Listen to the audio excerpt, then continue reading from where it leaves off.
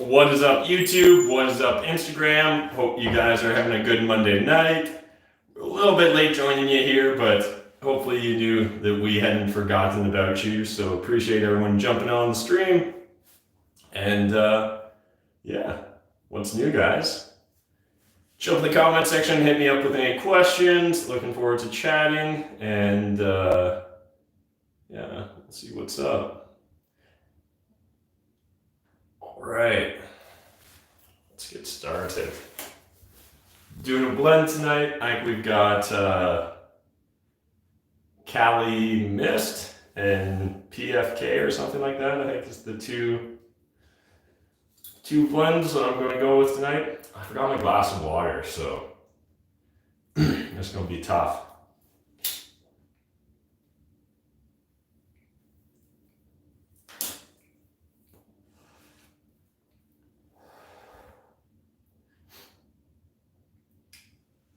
Hey, what's up, guys? How to determine pro forma cap rate. So pro forma cap rate really isn't much different than a normal cap rate, right? The only difference is essentially you're going to put in the gross rents at what they could be normally, or at least if you're defining it the way most sellers define it, that's really going to be the difference there. About to start my investing journey, also want to get my agent license. Would you say it's worth it from an investing perspective? No, I don't think it's worth it to become an agent. If that's your only reason for becoming a real estate agent, I definitely don't think it's worth the time or the hassle. I think you're going to be better served just focusing on the investing side of things. Being a realtor is a different business. Now, again, that doesn't mean it can't make sense for individuals, but if your only reason for joining or becoming a realtor is because you think that there's benefits as a real estate investor, I don't think it's worth it. What's up, guys? Appreciate everyone jumping in the comments. I'm finding that CMHC is conservative with how much they are willing to lend on larger. Man, yeah. CMHC is very difficult to get them to actually finance a property at the price you're buying it for. The way they calculate your cash flow and your income and stuff, it's extremely prohibitive. So we don't use CMHC. Now, there might be the opportunity to try and refi out with the CMHC or, transfer to another entity and try and refi with CMHC. But certainly for us, it's just not on our radar with our business model and stuff. I've heard if you buy a property under a corporation, you should set up a separate corporation for each property. Is that true? Sean, that's a perfect question for your accountant. I would never actually take the advice of some random streamer on YouTube or Instagram in regards to legal or tax advice. So if you're at the stage where you're looking at buying properties in a corporation, it's worth the few hundred or few $1,000s that your accountant and lawyer might charge you in order to give you a very specific answer to your exact situation. Because again, we hear about real estate being all about location, location, location. Well, the same thing is true when we're talking about like best ways to structure our deals and stuff. It's all about the exact context of your situation. So really important that you get a team member, a lawyer, an accountant that understand what your underlying business model is and what you're trying to accomplish, where you're growing towards, and all those different factors, where you're currently at, where you see yourself in 5-10 years. All those are things that ideally you would take into consideration when determining the structure to set up your real estate business. Yeah, I'm going to need water here, guys. So I'm going to quickly run and grab water. I will be right back. You guys hit me up with some questions in the meantime.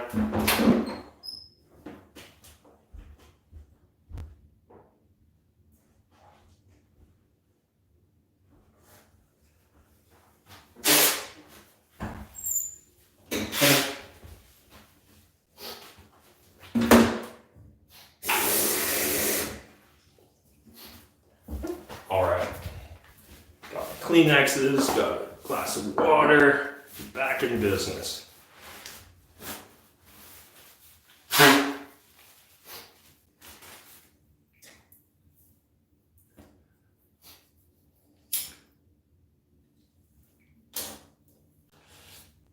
If you guys are a Cashflow Tribe member, or maybe you haven't checked it out yet, just an FYI, we've actually now got our deals portal live on Cashflow Tribe. So what that means is if you're a wholesaler, you now can throw up your deals on the Cashflow Tribe website, or alternatively, if you're looking to buy deals from wholesalers, there's now wholesale deals up on the Cashflow Tribe website, all kinds of great information, PDFs that you can download in regards to those properties. Really encourage you guys, if you're looking for properties to maybe run sample analysis on or play around with the calculators, that can be a great initial resource. So just want to encourage everyone to jump over, check those out.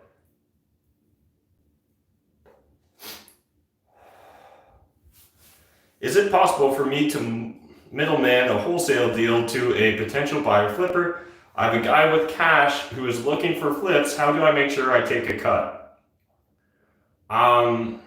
Michael, I think like the one thing is even your language there doesn't sound very win-winish, but in regards to can you wholesale a wholesale deal, you can, but you're going to need to have that under contract. If you don't have it under contract, it's going to be brokering. Although there could be other ways, right? Like maybe you can cut yourself in for a part of the proceeds if you introduce them to the deal or something to that effect. So lots of different ways to get creative in that regards, but be careful. Do not be out there brokering when it comes to real estate, or you're going to find yourself on the wrong side of RECO, which is the Real Estate Council of Ontario, because they've got that REBA 2002 Act or whatever it's called.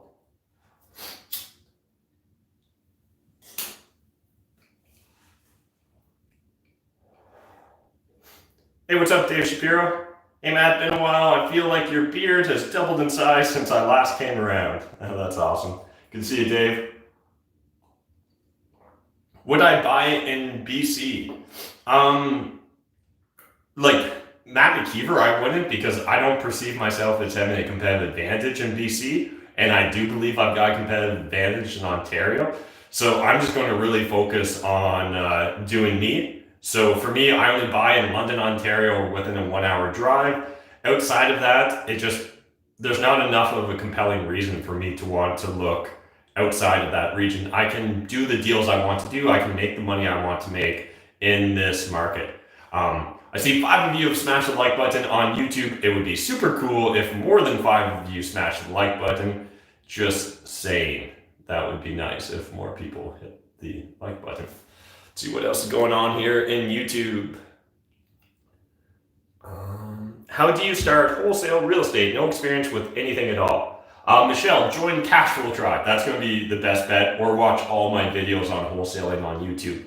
If you've literally got no idea, we've got some very in-depth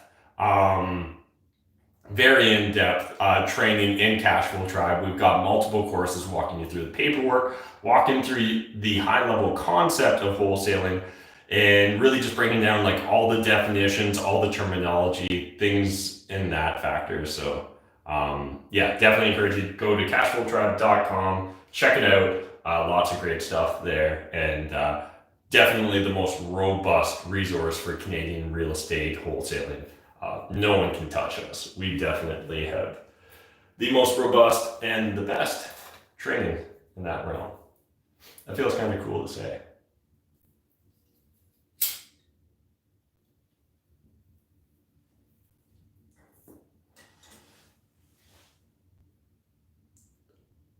Have you done any deals in Woodstock, my local area where my rental is located?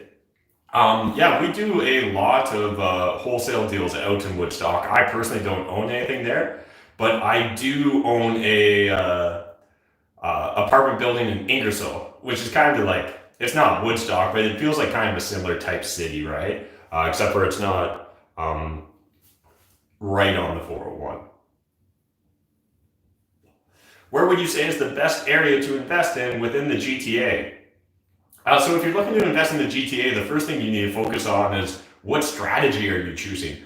But the fact that you're asking me that tells me that you're doing it backwards. So what we need to do as real estate investors, guys, and I beg you, please do this for your own safety as an investor, start with your why. Get to the bottom of your why, then figure out a SMART goal. From that SMART goal, then build out a strategy. From that strategy, then you pick the market. If you're choosing the market first, you're doing it completely wrong. Like, you are 100% doing real estate investing wrong. No questions asked. So, yeah. If you're interested in learning how to discover your why, how to develop a smart goal, how to then pick a strategy from that, and then how to find out what market is right for you, jump over to cashflowtribe.com. I've done an entire training on it. Otherwise, I do have like a 20-minute YouTube video going through Dean Graziosi and Joe Stump's 7 levels why deep exercise, and then discuss building smart goals from that. Then, depending upon what your smart goals are, you could find YouTube videos on my channel that will break down different ways to approach those smart goals. So recently we did one on how to make $5,000 a month passively as a private lender. So, there's one example for you, but the entire course on the Cashflow Tribe website is way more robust. So really encourage you to jump over there and check it out.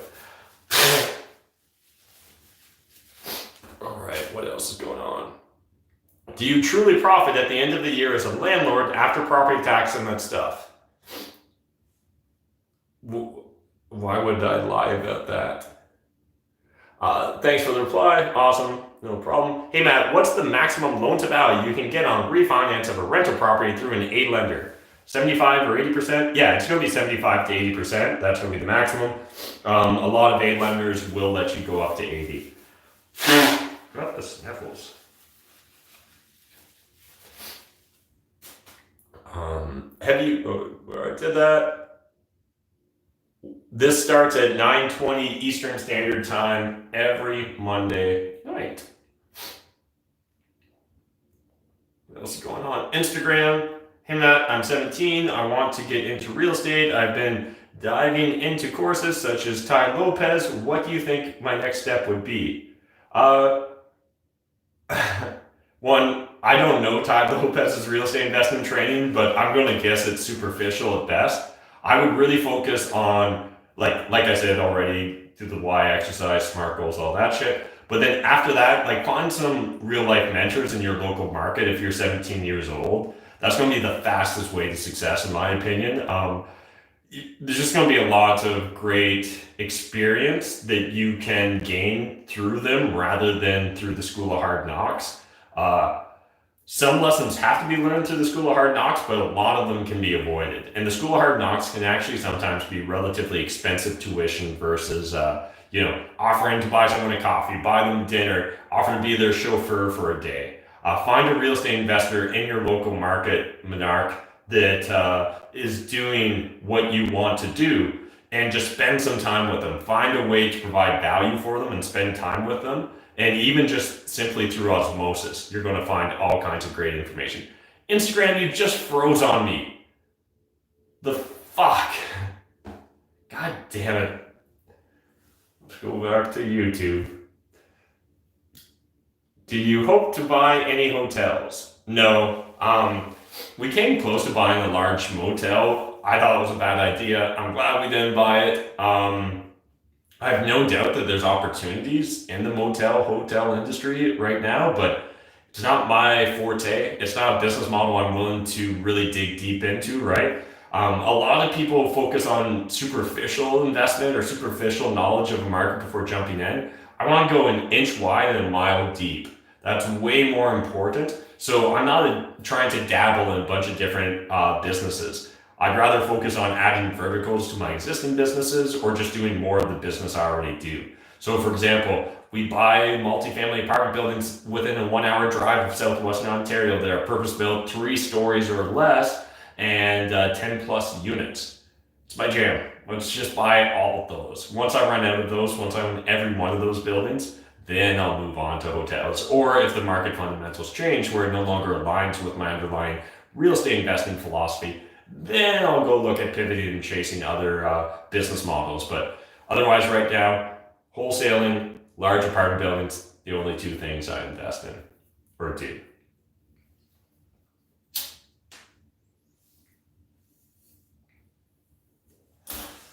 All right, Instagram is unfrozen, that's good.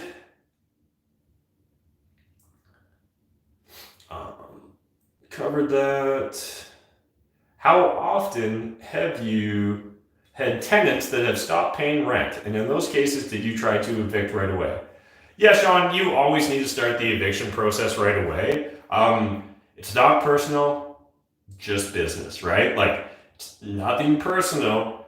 This is just the business process I have to implement. So, the phrase not personal, company policy is very important. So it's company policy that the day they didn't pay rent or the day after that they haven't paid rent, we're going to file that N4, right? Which is notice of late payment or like notice of not paying or whatever it's technically called.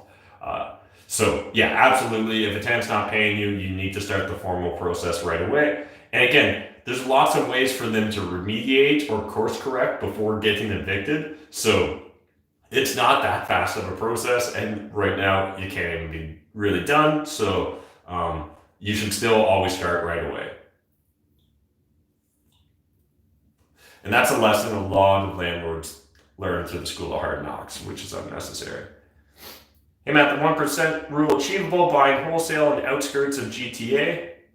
Is that, is it possible? Like if you're talking outskirts as in like Brantford, yeah, maybe. Like Welland, St. Catharines, maybe. Niagara, yeah. Student rentals on market seem very expensive right now. Any ideas on upcoming availability? My crystal ball is still very murky, so no, I'm afraid it's not 100% accurate. Someone shared some sort of emoji. I can't see what that is.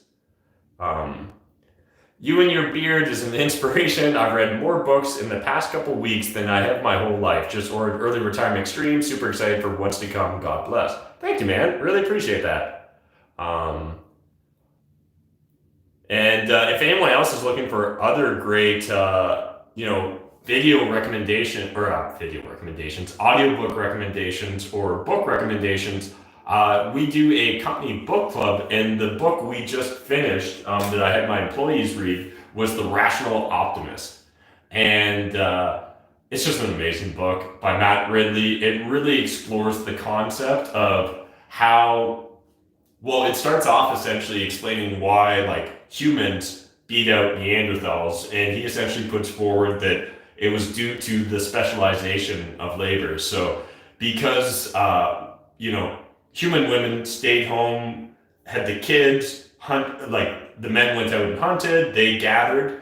There's no necessary signs that that same labor division occurred in Neanderthals. And so because of that, that started us down the path of specialization and skill acquisition. And then once we started learning how to teach each other and started interacting and exchanging, he really explains that exchange led to more specialization, and that led to really the rapid development of technology and the improvement in quality of life and all the amazing things that we can benefit now here in the 21st century. And he really dispels this myth that it's the end of the world. And it turns out like every generation thinks it's the end of the world, right?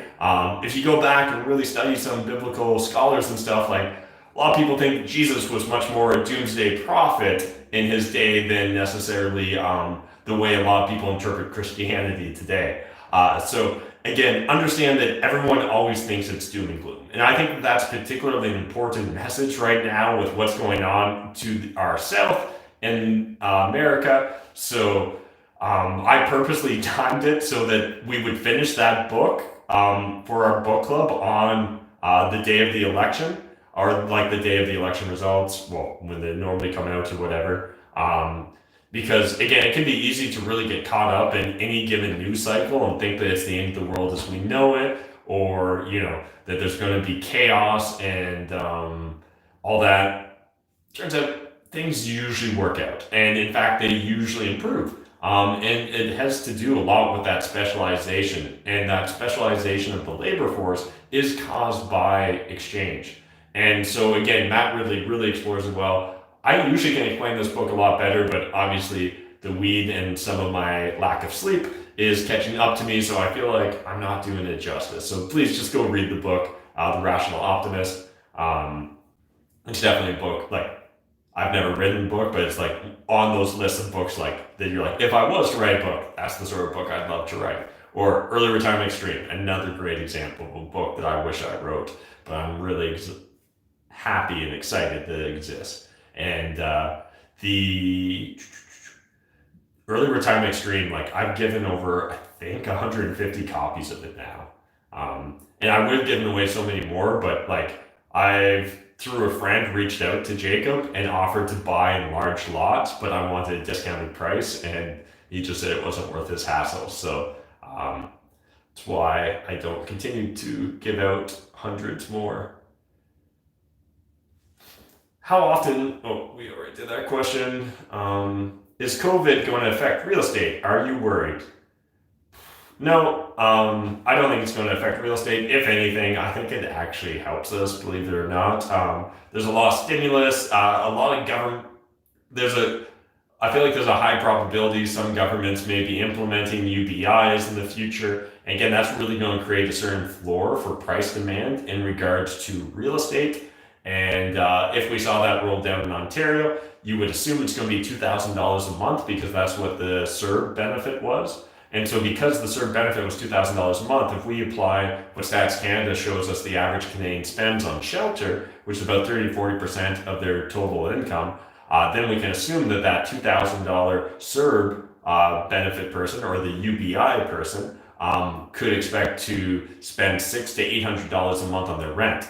Now, if we assume two individuals, like two adult individuals per household, that means that household could afford essentially, right, $1,200 to $1,600 a month, right, for shelter. So that essentially means if I'm trying to rent out a 2-bedroom apartment, I can probably expect that either rents are at $1,600 a month or will eventually get there.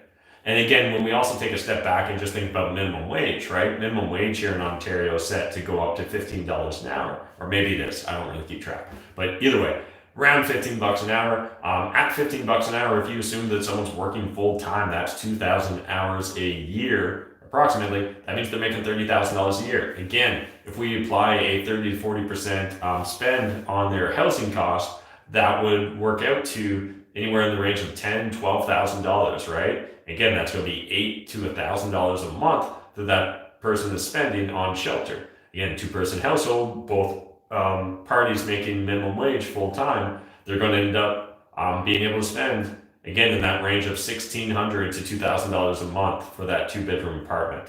So to me, things just are going to keep working out, I suspect, for real estate investors, which kind of circles right back into the rational optimist talk. But yeah, I think that's really going to create a floor of demand when we look at rent prices. We also have extremely low vacancy rates, right? Someone was just telling me yesterday that the current vacancy rate in Woodstock, or today, was 1.3%. London pre-COVID, it was 2.1%, right? Odds are it's still in that range. So again, there's way more demand than supply. We've got a lot of stimulus entering the economy, and I suspect that we're just going to continue to see rent prices have more and more pressure upwards. So COVID not negatively impacting real estate currently.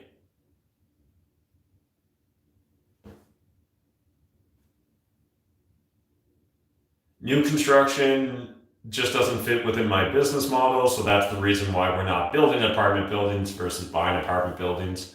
How many mortgages would you take on yourself before going into a JV? Do you usually do that after maxing out your own borrowing capacity? Neil, really just depends upon what you're trying to accomplish as a real estate investor, right? So, yeah, really just depends upon what you're trying to accomplish as a real estate investor. A lot of investors will choose to do a couple deals themselves first, so at least at a minimum they've got the proof of concept, and then maybe they'll go look at scaling and attracting a bunch of JV partners. But again, really depends on what you're trying to accomplish as an investor. Yeah. Sorry guys, I'm not really feeling it tonight. I'm kind of tired, worn out, big weekend. I think I'm gonna smoke the rest of this and then call it a night. Appreciate those of you checking out the live stream tonight, and we'll definitely I'll try and bring it next Monday.